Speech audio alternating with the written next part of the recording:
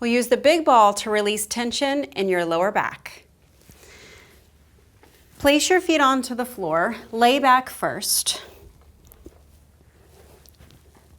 Use your feet to press down, lift hips up. Ball is going to go underneath your low back, so very far down on your low back.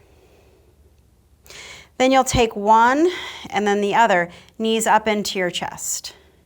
Start to pull your knees toward you. If it feels like you're balancing on the ball, it's too high. Take it down. Instead, it should feel like the ball is going to shoot out from underneath you. Remember, this is releasing tension in your low back. Take a moment here to relax your shoulders.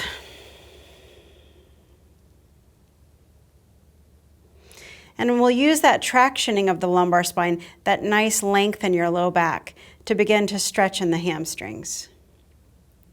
You're welcome to use your hands to help support you as you shoot one and then the other leg up. We're lengthening the backside of the legs, maybe even grab onto your toes here if you'd like. And remember, you're using the ball again to traction and lengthen the low back. Should feel a nice rounding sensation. It should only feel good in your back.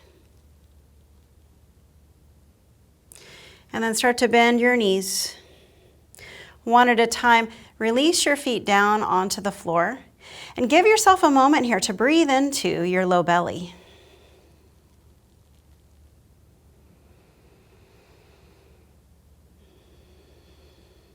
Take the ball out of the way, release your low back.